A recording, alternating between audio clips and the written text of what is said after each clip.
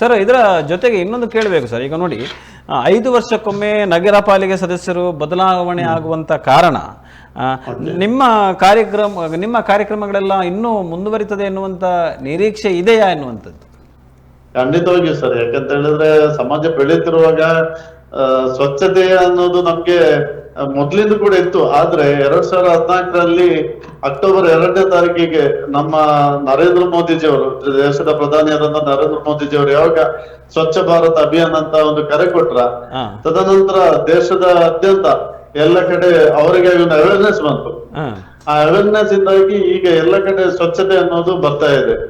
ಆಗಿರುವಾಗ ಈಗ ಎಲ್ಲ ಕಡೆ ಸ್ವಯಂ ಪ್ರೇರಿತವಾಗಿ ಅವರು ಕೂಡ ಜಾಗೃತರಾಗಿದ್ದಾರೆ.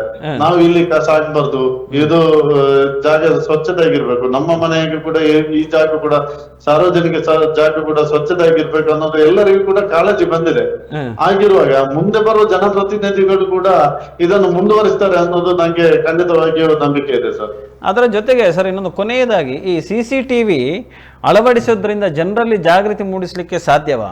ಆವಾಗ ತಾನೇ ರಾಜಮೋಹನ್ ಸರ್ ಮತ್ತು ಸತೀಶ್ ಸರ್ ಹೇಳಿದ್ರು, ಎಲ್ಲಿಯವರೆಗೆ ನಾವು ಬದಲಾಗುವುದಿಲ್ಲ ಅಲ್ಲಿಯವರೆಗೆ ಬದಲಾವಣೆ ಆಗಲಿಕ್ಕೆ ಸಾಧ್ಯ ಇಲ್ಲ. ಆದರೂ ಕೂಡ ಕೆಲವು ಮನಸ್ಥಿತಿ ಇರುವಂತಹ ನಾಗರಿಕರಿಗೆ ಒಂದಿಷ್ಟು CCTV ಎನ್ನುವಂಥದ್ದು ಎಷ್ಟರ ಮಟ್ಟಿಗೆ ಜಾಗೃತಿಯನ್ನು ಕೊಡಬಹುದು ಅನ್ನುವಂಥದ್ದು?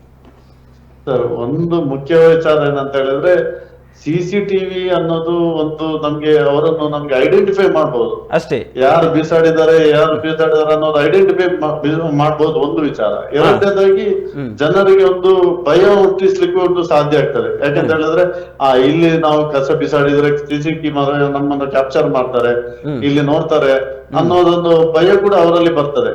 ಅದಕ್ಕೋಸ್ಕರ ಅವರು ಸಾರ್ವಜನಿಕ ಸ್ಥಳಗಳಲ್ಲಿ ಬಿಸಾಡುವುದನ್ನು ಇದು ಕಂಪ್ಲೀಟ್ ಆಗಿ ಸ್ಟಾಪ್ ಮಾಡ್ತಾರೆ. ಇಂತ ಒಂದು ವಿಚಾರ ಕೂಡ ಇದೆ.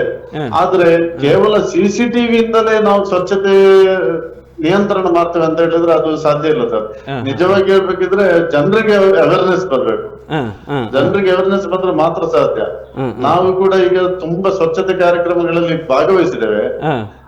ಮೊದ್ಲಿಗೆ ಸ್ಟಾರ್ಟಿಂಗ್ ಏನಿಗೆ ನಾವು ಸ್ವಚ್ಛತೆ ಮಾಡುವಂತ ಸಂದರ್ಭದಲ್ಲಿ ನಮ್ಗೆ ತುಂಬಾ ಅತಿ ಹೆಚ್ಚಾಗಿ ಸಿಗ್ತಾ ಇದ್ದದ್ದು ಯಾವ್ದಂತ ಹೇಳಿದ್ರೆ ಈ ಮಧು, ಮಾರುತಿ, ಗುಟ್ಕಗಳ ಏನು ಪ್ಯಾಕೆಟ್ ಇದೆ ಅಂತದೆಲ್ಲ ತುಂಬಾ ಸಿಗ್ತಾ ಇತ್ತು.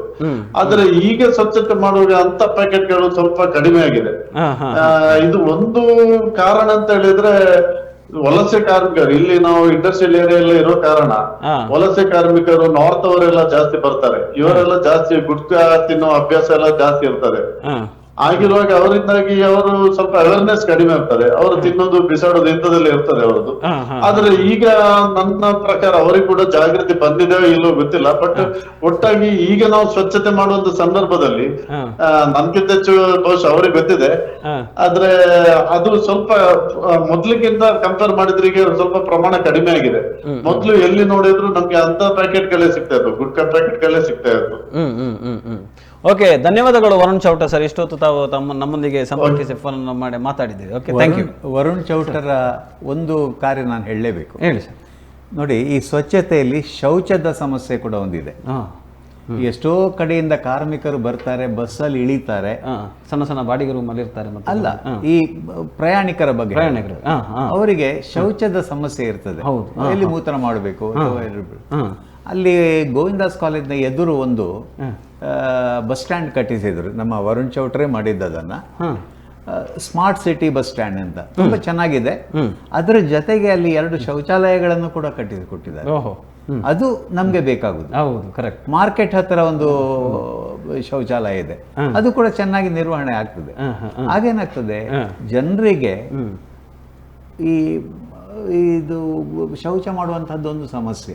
ಅದಕ್ಕೆ ಹೇಗೆ ನಿವಾರಣೆ ಮಾಡಬಹುದು, ಇಂತಹ ಕೆಲಸಗಳು ಮಾಡಿದ್ರೆ ಅದು ತುಂಬಾ ಸುಲಭ ಆಗ್ತದೆ. ಹೌದು, ಒಂದು 4 ಜನ ಹೇಳಿ ಮಾಡುವುದಕ್ಕಿಂತ ವ್ಯವಸ್ಥೆಯಲ್ಲಿ ನೋಡಿ ಮಾಡುವಂತದ್ದು ಉತ್ತಮ. ಈ ಬೀಚ್ ಸೈಡ್ಗಳಲ್ಲಿ ಅಂತಹ ವ್ಯವಸ್ಥೆಗಳೇ ಇಲ್ಲ.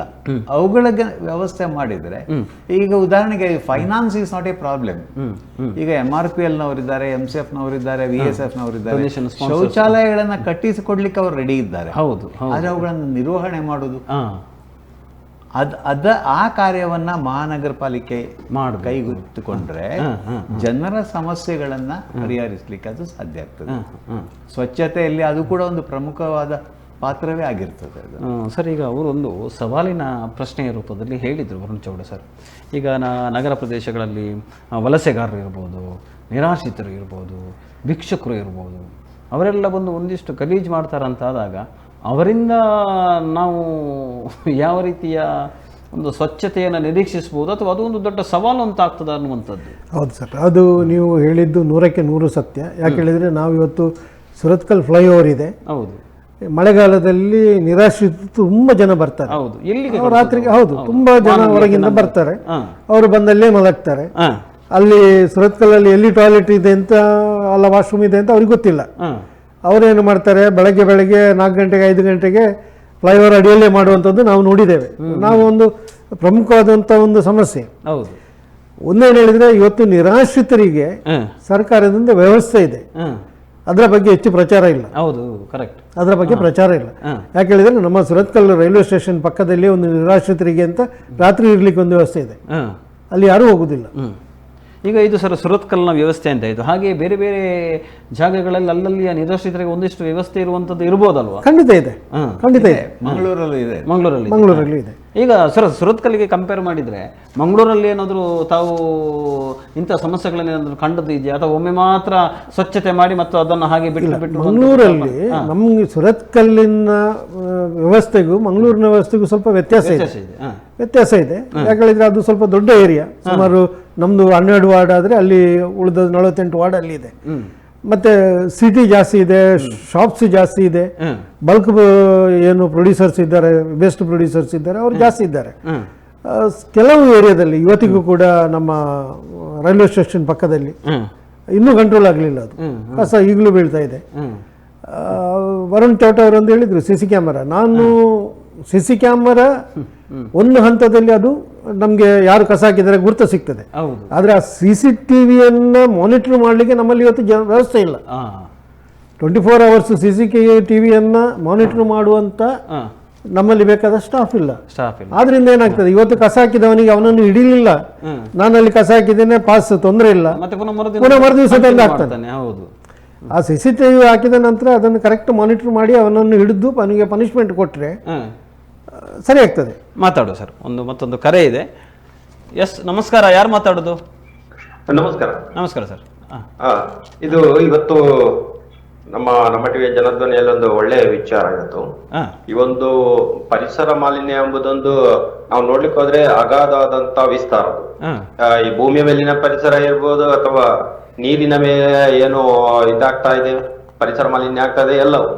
ಆದ್ರೆ ಇವತ್ತು ಒಂದು ನಮ್ಮ ಸುರತ್ಕಲ್ ಕ್ಷೇತ್ರದಲ್ಲಿ ಒಂದು ನಾಗರಿಕ ಸಮಿತಿ ಒಂದು ಒಳ್ಳೆಯ ಕೆಲಸ ಮಾಡ್ತಾ ಇದೆ. ನಮ್ಗೆ ಗೊತ್ತಿದ್ದಾಗೆ ಈ ಫ್ಲೈಓವರ್ಗಳೆಲ್ಲ ನಮ್ಮ ಸಿಟಿಯ ಹೊರತಾಗಿಯೂ ಕೂಡ, ಬಂಟ್ವಾಳ ಇರ್ಬೋದು, ಅಥವಾ ನಮ್ಮ ಪಂಪೆಯಲ್ಲಿ ಇರಬಹುದು, ಸುರತ್ಕಲ್ ಇರ್ಬೋದು, ಬೇರೆ ಬೇರೆ ಕಡೆ ಇದೆ. ಅಂದ್ರೆ ಒಂದು ರೀತಿಯಲ್ಲಿ ನಮ್ಮ ನಗರ ಹೆದ್ದಾರಿಯನ್ನ ದಾಟಿ ಹೋಗುವವರಿಗೆ ಒಂದು ಸುರತ್ಕಲ್ ಅಂದ್ರೆ ಒಂದು ಸ್ವಚ್ಛತಾ ನಗರ ಅನ್ನುವಂಥದ್ದು ಈಗ ನಾವು ನೋಡ್ಬೋದು. ಒಂದು ಸ್ವಚ್ಛತೆ ಮಾತ್ರ ಅಲ್ಲ ಸರ್, ಅಲ್ಲಿ ಇರುವಂತಹ ಕೆಲವು ಬೋರ್ಡಿಂಗ್ಸ್ ಗಳು ಇರ್ಬೋದು, ನೇಮ್ ಬೋರ್ಡ್ ಇರ್ಬೋದು, ಒಂದಿಷ್ಟು ವಿಷಯಗಳು ಇರ್ಬೋದು, ಸಾಹಿತ್ಯಗಳು, ಸಂದೇಶಗಳು. ಹೌದು, ನಾಗರಿಕ ಸಮಿತಿ ಒಂದು ರೀತಿಯಲ್ಲಿ ಒಳ್ಳೆಯ ರೀತಿಯಲ್ಲಿ ಇತರರಿಗೆ ಕೂಡ ಮಾದರಿಯಾಗುವಂತೆ ಇದನ್ನ ನೋಡಿ ಕುಳೂರಿನಲ್ಲಿಯೂ ಕೂಡ ಒಂದು ಸ್ವಚ್ಛತೆಯ ಒಂದು ಏನು ಫ್ಲೈಓವರ್ ಅನ್ನ ಮಾಡಿದ್ದು ಕೂಡ ಇದೆ.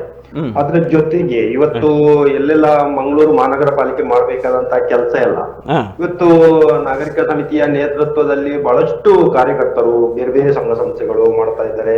ಅದೇ ರೀತಿ ಮಿಯಾವಾಕಿ ಅರಣ್ಯ, ನಗರದಲ್ಲಿ ಅರಣ್ಯೀಕರಣ, ಒಳ್ಳೆಯ ಕೆಲಸ. ಇಂಥದನ್ನ ಮಾದರಿಯಾಗಿ ಎಲ್ಲಾ ನಗರದ ಸಣ್ಣ ಸಣ್ಣ ವ್ಯಾಪ್ತಿಗಳಲ್ಲಿ ಮಾಡಿದಾಗ ಆಟೋಮೆಟಿಕ್ ಆಗಿ ಏನು ಒಂದು ರೀತಿಯಲ್ಲಿ ನಗರದಲ್ಲಿ ಮರ ಗಿಡಗಳನ್ನ ಒಂದು ಡೆವಲಪ್ಮೆಂಟ್ ಏನು ಕಡಿತಾ ಇದ್ದಾರೆ, ಅದಕ್ಕೊಂದು ಪರ್ಯಾಯವಾಗಿ ಇಂತ ಒಂದು ಕೆಲಸಗಳಾಗ್ತದೆ. ಅದಕ್ಕೆ ಮಾತ್ರ ಸಂಘ ಸಂಸ್ಥೆಗಳು ಇರ್ಬೋದು, ದೇವಸ್ಥಾನಗಳು ಇರ್ಬೋದು, ಮಠ ಮಂದಿರಗಳಿರ್ಬೋದು, ಅವರ ಒಂದು ಏನು ಖಾಲಿ ಜಾಗಗಳನ್ನ ಇವರಿಗೆ ಒಂದು ಗುರುತಿಸಿ ಕೊಟ್ಟಾಗ ಇಂತಹ ಒಂದು ಸಣ್ಣ ಸಣ್ಣ ಮಿಯವಾಗಿ ಅರಣ್ಯಗಳನ್ನ ಪರಿಸರಕ್ಕೆ ಸೂಕ್ತವಾಗಿ ಒಂದು ಅವ್ರು ಬೆಳೆಸಿದಾಗ ಪಶು ಪಕ್ಷಿಗಳಿಗೆ ಒಂದು ರೀತಿಯಲ್ಲಿ ಅವುಗಳಿಗೂ ಕೂಡ ಒಂದು ನಗರದಲ್ಲಿ ಉಳಿಲಿಕ್ಕೆ ಕಾರಣ ಆಗ್ತದೆ. ಇಂತ ಒಂದು ಒಳ್ಳೊಳ್ಳೆ ಕೆಲಸ ಮಾಡಿದಾಗ ನಿಜವಾಗಿಯೂ ಇಂಥದ್ದು ನಾಗರಿಕ ಸಮಿತಿ ಏನಿದೆ ಅದು ಎಲ್ಲರಿಗೂ ಕೂಡ ಒಂದು ಮಾದರಿಯಾಗಿ ಮಾಡುವಂತ ಕೆಲಸಗಳನ್ನ ನಾವೆಲ್ಲ ಅದಕ್ಕೆ ಪ್ರೋತ್ಸಾಹವನ್ನ ಕೂಡ ಕೊಡ್ಬೇಕಾಗಿದೆ. ನಮ್ಮ ಟಿವಿಯ ಮೂಲಕ ಇದೇನು ನಮ್ಮ ಈ ವೀಕ್ಷಕರು ನೋಡ್ತಾ ಇದ್ದಾರೆ, ಹೌದು. ಅವರು ಕೂಡ ಒಂದು ರೀತಿಯಲ್ಲಿ ಅವರಿಗೆ ಬೆಂಬಲ ಪ್ರೋತ್ಸಾಹವನ್ನ ನೀಡಿದಾಗ ನಗರ ಸ್ವಚ್ಛತೆಯಲ್ಲಿ ಅವರು ಕೂಡ ತಾವು ಕೂಡ ಒಂದು ಪಾಲನ್ನು ಕೊಟ್ಟಾಗಿ ಕೂಡ ಆಗ್ತದೆ.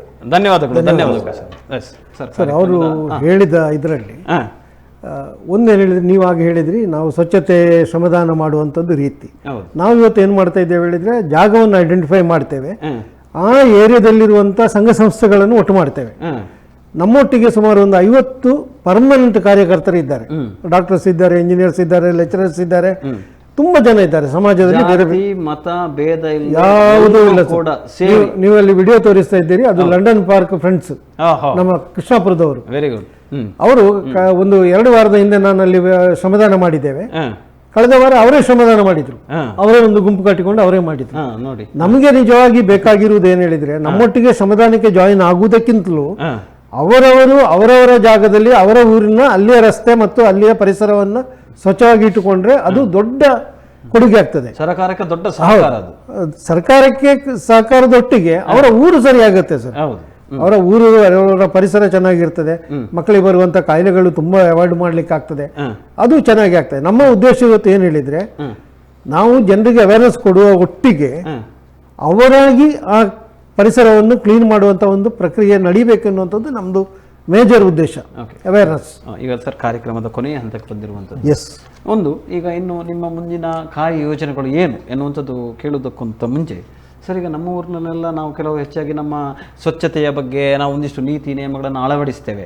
ಅಥವಾ ಕೆಲವು ಸಮಯದಲ್ಲಿ ಏನಾಗ್ತದೆ ಅಂತ ಹೇಳಿದ್ರೆ, ವಿದೇಶಕ್ಕೆ ಹೋದಾಗ ವಿದೇಶದಲ್ಲಿಯ ನೀತಿ ನಿಯಮಗಳನ್ನು ನಾವು ಅಳವಡಿಸ್ತೇವೆ ಅಂತ ಆದಾಗ, ವಿದೇಶದಿಂದ ಮತ್ತೆ ನಾವು ನಮ್ಮ ದೇಶಕ್ಕೆ ಸ್ವದೇಶಕ್ಕೆ ಬಂದಾಗ ಯಾಕೆ ನೀತಿ ನಿಯಮಗಳನ್ನು ಅಳವಡಿಸೋದಿಲ್ಲ ಎನ್ನುವಂಥದ್ದು ಕೂಡ ಒಂದು ಚಿಕ್ಕ ಉತ್ತರದಲ್ಲಿ ನೀವು ಸರ್. ಅದು ಒಂದೇನು ಹೇಳಿದ್ರೆ ನೋಡಿ, ಅಲ್ಲಿ ವಿದೇಶದಲ್ಲಿ ನೀವು ತಪ್ಪು ಮಾಡಿದ್ರೆ ಇಮಿಡಿಯೇಟ್ ಪೆನಾಲ್ಟಿ ಇರ್ತದೆ. ಮತ್ತೆ ಅವನಿಗೆ ಸ್ವದೇಶಕ್ಕೆ ಬರ್ಲಿಕ್ಕೆ ಆಗೋದಿಲ್ಲ. ಮೇನ್ ಸ್ವದೇಶಕ್ಕೆ ಬರ್ಲಿಕ್ಕೆ ಆಗೋದಿಲ್ಲ ಒಮ್ಮೆ ಪನಿಷ್ಮೆಂಟ್ ಸಿಕ್ಕಿದ್ರೆ. ಅವ್ರದ್ದು ಏನಿದೆ ಪಾಸ್ಪೋರ್ಟ್ ಮತ್ತು ಇದನ್ನು ಅವ್ರ ಹತ್ರ ಹಿಡಿದು ಇಡ್ತಾರೆ. ಸೊ ಅದು ಒಂದು ಹೆದರಿಕೆ. ನಾನು ಆಗ ಹೇಳಿದಾಗೆ ಅವೇರ್ನೆಸ್ ಒಟ್ಟಿಗೆ ಜನರಿಗೆ ಇದು ಹೆದರಿಕೆನೂ ಇರಬೇಕು ತಪ್ಪು ಮಾಡಿದ್ರೆ. ತುಂಬಾ ಜನ ನಾವು ನೋಡಿದ್ದೇವೆ, ಅಲ್ಲಿ ದುಬೈಯಲ್ಲೆಲ್ಲ ಇದ್ಕೊಂಡು ಅಷ್ಟು ನೀಟಾಗಿರುವವರು ಏರ್ಪೋರ್ಟ್ ಅಲ್ಲಿ ನಾವು ಅವರು ಚಾ ಕುಡಿದು ಗ್ಲಾಸ್ ಅನ್ನು ಹೊರಗೆ ಬಿಸಾಡಿದವನ್ನು ನಾವು ತೆಗೆಸಿದ್ದೇವೆ. ಒಂದೇನು ಹೇಳಿದ್ರೆ ಸರ್ ನೋಡಿ, ನಾವು ಪ್ರತಿಯೊಬ್ಬ ಮನುಷ್ಯ ಕೂಡ ಯಾರು ತ್ಯಾಜ್ಯವನ್ನು ಹಾಕ್ತಾನೆ ಅವನಿಗೆ ಇಮಿಡಿಯೇಟ್ ಅವರೇ ಹೇಳಬೇಕು. ಅದಕ್ಕೆ ಇನ್ನು ಅಭಿಯಾನದವರು ಬರಬೇಕು, ಇಲ್ಲ ಸ್ವಚ್ಛ ಸುರತ್ಕಲ್ನವರು ಬರಬೇಕು ಅಂತ ನಾವು ಕಾಯಬಾರ್ದು. ನಮ್ಮ ಇದರಲ್ಲಿ ತಪ್ಪು ಕಂಡ್ರೆ ಇಮಿಡಿಯೇಟ್ ಆಗಿ ಅದನ್ನು ತಿದ್ದುವಂತ ಕೆಲಸ ಪ್ರತಿಯೊಬ್ಬ ನಾಗರಿಕ ಮಾಡಿದ್ರು ಕೂಡ ನಮ್ಮ ದೇಶ ಸುಭಿಕ್ಷ ಆಗ್ತದೆ, ಯಾವುದೇ ಸಮಸ್ಯೆ ಇರುವುದಿಲ್ಲ. ಇವತ್ತು ನಾವು ಒಂದು ಮಾತು ಹೇಳಲೇಬೇಕು, ಯಾಕೆ ಹೇಳಿದ್ರೆ ನಾವು ವ್ಯವಸ್ಥೆ ಒಟ್ಟಿಗೆ ಕೆಲಸ ಮಾಡುವವರು. ಈಗ ಕಾರ್ಪೊರೇಷನ್ ಹೆಲ್ತ್ ಡಿಪಾರ್ಟ್ಮೆಂಟ್ನವರು ಇರ್ಬೋದು, ನಮ್ಮ ಈ ಭಾಗದ ದೊಡ್ಡ ದೊಡ್ಡ ಸಂಘ ಸಂಸ್ಥೆಗಳು, MRPL, MCF ಇಂತಹ ಸಂಸ್ಥೆಗಳಿರ್ಬೋದು, ರೋಟರಿ, ಲಯನ್ಸ್, JCs ಅಂತ ಸಂಘ ಸಂಸ್ಥೆಗಳು, ಊರಿನಲ್ಲಿರುವಂತ ಎಲ್ಲ ಸಂಘ ಸಂಸ್ಥೆಗಳು, ಎಲ್ಲರನ್ನು ನಾವು ಒಟ್ಟು ಸೇರಿಸಿಕೊಂಡು ನಾವು ಕೆಲಸ ಮಾಡುವಂತ. ಸರ್, ಈಗ ಕೊನೆಯದಾಗಿ ರಾಜಮೋಹನ್ ಸರ್ ನಂತರ ಕೇಳ್ತೇನೆ, ಅದಕ್ಕೆ ಮೊದಲು ಮತ್ತೆ ಸರ್ ನಿಮ್ಮಲ್ಲಿ ಈಗ ನಾಗರಿಕ ಸಲಹಾ ಸಮಿತಿ ಒಂದು ಕಾರ್ಯದರ್ಶಿ ನೀವು ಆಗಿರೋದ್ರಿಂದ ಇನ್ನು ನಿಮ್ಮ ಮುಂದಿನ ಕಾರ್ಯಯೋಜನೆ ಯಾವ ರೀತಿ ಇರ್ತದೆ ಸರ್? ನಾವು ಇದು ಸ್ವಚ್ಛತೆ ನಮ್ದು ಒಂದು ಇದಾದ್ರೆ ಅದರೊಟ್ಟಿಗೆ ನಾವು ಶಾಲಾ ಕಾಲೇಜುಗಳಲ್ಲಿ ಬೇರೆ ಬೇರೆ ಕಾರ್ಯಕ್ರಮಗಳನ್ನು ಮಾಡ್ತಾ ಇದ್ದೇವೆ. ಈಗ ನಾವು ಈ ಅಡಿಗೆ ಕೋಣೆಯಲ್ಲಿ ಉತ್ಪತ್ತಿಯಾಗುವಂಥ ತ್ಯಾಜ್ಯವನ್ನು ಗೊಬ್ಬರ ಆಗಿ ಮಾಡುವಂಥ ಅದರದ್ದು ಡೆಮೋ ಕೊಡ್ತಾ ಇದ್ದೇವೆ ಇನ್ಸ್ಟಿಟ್ಯೂಷನ್ಗಳಲ್ಲಿ, ಶಾಲಾ ಕಾಲೇಜುಗಳಲ್ಲಿ. ಮಕ್ಕಳಿಗೆ ನಾವು ಅದನ್ನು ಡೆಮೋ ಮಾಡ್ತೇವೆ. ಈಗ ಮಡ್ಪಾಟ್ ಸಿಸ್ಟಮ್ ಇದೆ, ನೀವು ಗೂಗಲಿಗೆ ಹೋದ್ರೆ ನಿಮಗೆ ಬೇಕಾದಷ್ಟು ಸಿಸ್ಟಮ್ ಇದೆ ಅಡಿಗೆ ಕೋಣೆ ಇದನ್ನು ಮಾಡಲಿಕ್ಕೆ. ನಾವು ವೆರಿ ಸಿಂಪಲ್ ಆಗಿ 1-2 ಬಕೆಟ್ ಪೇಂಟ್ ಡಬ್ಬದಲ್ಲಿ ಕೂಡ ಅದನ್ನು ಮಾಡಬಹುದು ಎನ್ನುವಂಥದ್ದನ್ನು ನಾವು ಡೆಮೋದ ಮೂಲಕ ಅವರಿಗೆ ತೋರಿಸ್ತಾ ಇದ್ದೇವೆ. ನಾವು ಅದನ್ನು ಮಾಡ್ತಾ ಇದ್ದೇವೆ. ಅದರೊಟ್ಟಿಗೆ ಯಾರು ಅಡಿಗೆ ತ್ಯಾಜ್ಯವನ್ನ ಅವರೇ ವಿಲೇವಾರಿ ಮಾಡ್ತಾ ಇದ್ದಾರ ಅವರಿಗೆ ಕಾರ್ಪೊರೇಷನ್ ಇಂದ ಕೂಡ ಅವರಿಗೆ ಪ್ರೋತ್ಸಾಹದಾಯಕವಾಗಿ 50% ಗಾರ್ಬೇಜ್ ಸೆಸ್ ಅಲ್ಲಿ ಅವರಿಗೆ ರಿಯಾಯಿತಿ ಇದೆ ಸರ್. ಅದನ್ನು ನಾವು ತುಂಬಾ ಜನರಿಗೆ ಪಡೀಲಿಕ್ಕೆ ನಾವು ಅವಕಾಶ ಮಾಡಿಕೊಡ್ತಾ ಇದ್ದೇವೆ. ನಾವು ಅದಕ್ಕೆ ಹೆಲ್ಪ್ ಮಾಡ್ತಾ ಇದ್ದೇವೆ, ಅವರಿಗೆ ಬೇಕಾದಂತ ಮಾರ್ಗದರ್ಶನ ಮಾಡ್ತಾ ಇದ್ದೇವೆ. ಅದರೊಟ್ಟಿಗೆ ಈ ಫ್ಲೈಓವರ್ ಇದೀಗ ನಮ್ದು ರೀಪೇಂಟಿಂಗ್ ಆಗ್ತಾ ಇದೆ. ಇನ್ನು ಮಿಯಾವಾಕಿ ಅರಣ್ಯಗಳನ್ನು ಇನ್ನೊಂದಷ್ಟು ವಿಸ್ತರಿಸುವಂತ ಒಂದು ಕೆಲಸ ಕೂಡ ನಮ್ಮ ಎಲ್ಲ ಸಂಘ ಸಂಸ್ಥೆಗಳ ಸಹಕಾರದಲ್ಲಿ ನಾವು ಮಾಡುವವರಿದ್ದೇವೆ ಸರ್. ಕೊನೆಯದಾಗಿ sir, doctor K Rajamohan sir, ಕೊನೆಯದಾಗಿ ತಾವು ಒಂದು ಗುರುಗಳಾಗಿ ಒಂದು ವೀಕ್ಷಕರಿಗೆ ಇರ್ಬೋದು, ಅಥವಾ ಒಂದಿಷ್ಟು ತಪ್ಪು ಆಗಿರತಕ್ಕಂಥ ಒಂದು ಸನ್ನಿವೇಶದಲ್ಲಿ ಇರ್ಬೋದು, ಅಥವಾ ಇಂದಿನ ಜನರಿಗೆ, ಯುವಕರಿಗೆ, ವಿದ್ಯಾರ್ಥಿಗಳಿಗೆ ತಾವು ಕೊಡುವಂಥ ಒಂದು ಕೊನೆಯ ಸಂದೇಶ ಯಾವ ರೀತಿ ಇರ್ಬೋದು ಎನ್ನುವಂಥದ್ದು? ಯುವಕರೇ ನಮ್ಮ ಒಂದು ಹೋಪ್ಸ್ ಅಂತ ಹೇಳ್ತೇವಲ್ವಾ, ಸ್ಫೂರ್ತಿ, ಭರವಸೆ. ಭರವಸೆ. ಹೌದು. ಈ ಸ್ವಚ್ಛತೆ ಅನ್ನುವಂಥದ್ದು ಒಮ್ಮೆಗಾಗುವಂಥದ್ದಲ್ಲ, ಇದೊಂದು ನಿರಂತರ ಪ್ರಕ್ರಿಯೆ. ಹೌದು, ನಾವು ಅದರೊಟ್ಟಿಗೆ ಇರಬೇಕಾಗುತ್ತೆ. ಹೌದು. ಪ್ರತಿಯೊಬ್ಬರು ನೀವು ಮೊದಲೇ ಹೇಳಿದಾಗೆ ಬದಲಾವಣೆ ಬೇರೆಯವರಿಂದಲ್ಲ, ನನ್ನಿಂದ ಶುರು. ಅಂತಹ ಮನೋಭಾವನೆ ಪ್ರತಿಯೊಬ್ಬ ವಿದ್ಯಾರ್ಥಿಯು ಅಳವಡಿಸಿಕೊಳ್ಬೇಕು, ಯುವಕರು ಅಳವಡಿಸಿಕೊಳ್ಬೇಕು, ಮತ್ತು ಸಮಾಜದ ಒಟ್ಟಿಗೆ ಸೇರಿಕೊಂಡು ಕೆಲಸ ಮಾಡಬೇಕು. ದೇಶದ ಏನು ಆ ಒಂದು ಯೋಜನೆ ಇದೆ, ನಾವು ಬೇರೆ ದೇಶಗಳ ಹಾಗೆ ಸ್ವಚ್ಛವಾಗಿರಬೇಕು, ನಮ್ಮ ಏನು ಟೂರಿಸ್ಟ್ ಸ್ಪಾಟ್ಗಳಿದ್ದಾವಲ್ವ ಅವುಗಳನ್ನು ಸ್ವಚ್ಛವಾಗಿಟ್ಕೊಳ್ಬೇಕು ಅನ್ನುವಂತಹ ಪರಿಕಲ್ಪನೆ ಪ್ರತಿಯೊಬ್ಬರಲ್ಲೂ ಮೂಡಿದಾಗ ಮಾತ್ರ ಈ ಸ್ವಚ್ಛತೆ ಅದು ಸಾಕಾರವಾಗ್ಲಿಕ್ಕೆ ಸಾಧ್ಯ ಆಗುತ್ತೆ. ಎಸ್, ಧನ್ಯವಾದಗಳು ಸರ್. ಇಷ್ಟು ಹೊತ್ತು ನಮ್ಮ ಜನಧ್ವನಿ ನೇರ ಪ್ರಸಾರ ಕಾರ್ಯಕ್ರಮದಲ್ಲಿ ಸ್ವಚ್ಛತೆಯ ಬಗ್ಗೆ ಒಂದಿಷ್ಟು ಅರಿವನ್ನು ಕೊಟ್ಟಿದ್ದೀರಿ. ವಿಶೇಷವಾಗಿ ನಮ್ಮ ಇಂದಿನ ಕಾರ್ಯಕ್ರಮಕ್ಕೆ ಅತಿಥಿಗಳಾಗಿ ಬಂದಿರುವಂಥ ನಾಗರಿಕ ಸಲಹಾ ಸಮಿತಿ ಸುರತ್ಕಲ್ ಇದರ ಅಧ್ಯಕ್ಷರಾಗಿರುವಂಥ ಡಾಕ್ಟರ್ ಕೆ ರಾಜಮೋಹನ್ ಸರ್, ತಮಗೆ ವಂದನೆಗಳನ್ನು ಸಲ್ಲಿಸಿದ್ದೇವೆ. ಅದೇ ರೀತಿಯಲ್ಲಿ ಶ್ರೀಯುತ ಸತೀಶ್ ಸದಾನಂದ ಸರ್, ಕಾರ್ಯದರ್ಶಿಗಳು, ನಾಗರಿಕ ಸಲಹಾ ಸಮಿತಿ, ನೀವು ಕೂಡ ಒಂದಿಷ್ಟು ವಿಷಯಗಳನ್ನು ಹೇಳಿದರೆ, ಒಂದಿಷ್ಟು ಅವೇರ್ನೆಸ್ ಅನ್ನು ಕೊಟ್ಟಿದ್ದೀರಿ. ನಿಮಗೂ ಕೂಡ ನಾವು ಧನ್ಯವಾದಗಳನ್ನು ಅರ್ಪಿಸಿಕೊಳ್ತೇವೆ.